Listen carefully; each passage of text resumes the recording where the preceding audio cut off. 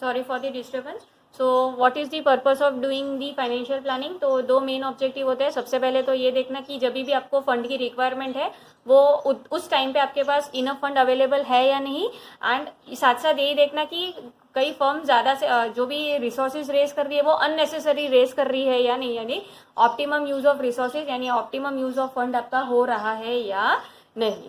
So this is the financial planning. Now moving to the most important topic, that is capital structure, the most important topic. Now what do you mean by capital structure? Capital structure is the mix between the borrowed fund and the owners fund. that is आपको एक mix divide करना है कि आपका जो भी capital structure होगा उसमें आपका डेप्थ कितना होगा और आपका इक्विटी कितनी होगी। सो इसमें भी मेन ऑब्जेक्टिव ऑफकोर्स क्या होता है, तो मैक्सिमाइज करना शेयर होल्डर्स फंड के थ्रू। एंड ये शेयर होल्डर्स वेल्थ आप कैसे मैक्सिमाइज कर सकते हो? With the help of financial leverage. तो फाइनेंशियल लिवरेज का मतलब क्या होता है? When you are going to use और make use of depth into your capital structure, it is termed as financial leverage. So proportion of depth into the overall capital, and ये आप कैसे compute करते हो? तो डेप्थ अपॉन इक्विटी, और it is calculated as depth upon depth plus equity. जैसे जैसे आपकी फाइनेंशियल लिवरेज इंक्रीज होगी आपका जो कॉस्ट ऑफ फंड है वो डिक्लाइन होगा, because you are going to make use of more and more cheaper डेप्थ, बट साथ ही साथ आपका फाइनेंशियल रिस्क भी इंक्रीज हो जाएगा। सेकेंड, हमने यहाँ पे एक बहुत इंपॉर्टेंट कॉन्सेप्ट देखा था, that was on trading on equity. Equity का मतलब क्या होता है? Owner's fund. ट्रेडिंग का मतलब क्या होता है? Taking advantage.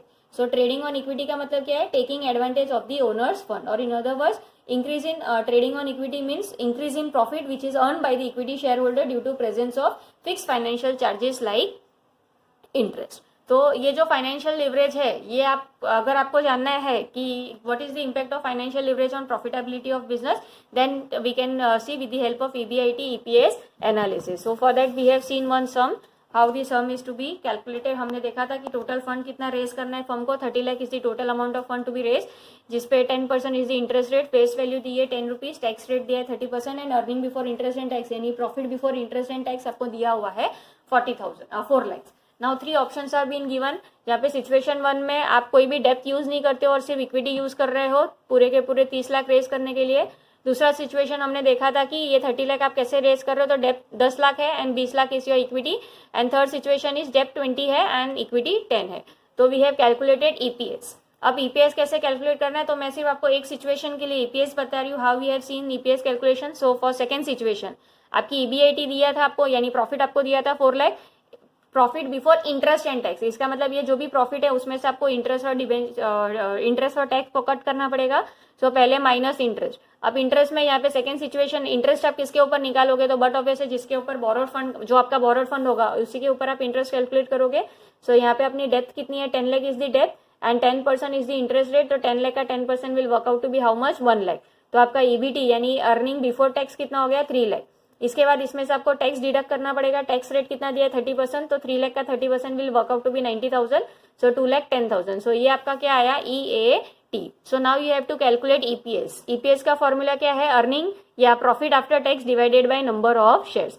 सो EAT आपका कितना आया, EAT works out to be 2,10,000 and divided by number of shares. तो नंबर ऑफ शेयर्स आप कैसे कैलकुलेट करोगे, so equity divided by face value. हमारी इक्विटी कितनी थी, 20 lakh was the equity and 10 rupees was the face value, यानी total number of equity share will work out to be 2 lakh. So 2 lakh 10 divided by 2 lakh, तो हमारा EPS कितना आएगा, 1.05। तो ये हो गया हमारा calculation of EPS। Now coming to the 3 सिचुएशन। अगर आप तीनों के तीनों सिचुएशन में देखो तो पहले सिचुएशन में आपका EPS आ रहा है 0.93, दूसरे सिचुएशन में आ रहा है 1.05 एंड थर्ड सिचुएशन में आ रहा है 1.04। तो दोनों में minimum maximum, this is the maximum EPS and this is the minimum EPS। अगर आप मैक्सिमम EPS में ध्यान से देखो तो मैक्सिमम EPS आपका क्यों आ रहा है इसमें, बिकॉज यहाँ पे आपका जो इंक्रीज डेप्थ है, दी प्रोपोर्शन ऑफ डेप्थ is more as compare to that of equity. जबकि सिचुएशन 1 में मिनिमम क्यों आ रहा है, बिकॉज दी यूज ऑफ डेप्थ is nil as compare to that of equity. So what does this indicate, this gives rise to one question की सबसे पहले तो क्या है कि सिचुएशन 3 जो है it is the best because it is giving you the maximum EPS of 1.4 rupees. तो इसका मतलब क्या है कि यह company is making maximum use of depth, यानी फाइनेंशियल लिवरेज कंपनी की ज्यादा है and the results are positive.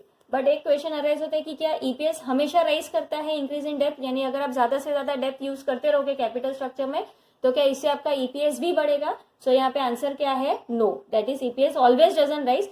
ये कब पॉसिबल होगा? Only when the return on investment is more than the cost of debt. So for this case we have calculated the return on investment. आपका return on investment का formula क्या है? EBIT upon total investment into 100.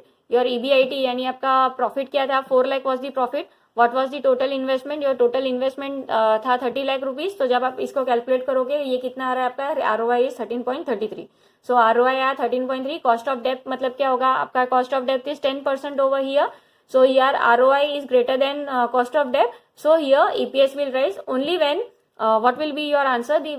When the EPS will rise? EPS will be always rising only when the ROI is the greater than cost of debt. If ROI is less than the cost of debt, then the EPS will fall because with the increased use of debt. So that's what's your chapter capital structure. If you are having any doubt, you can ask your questions. Thank you.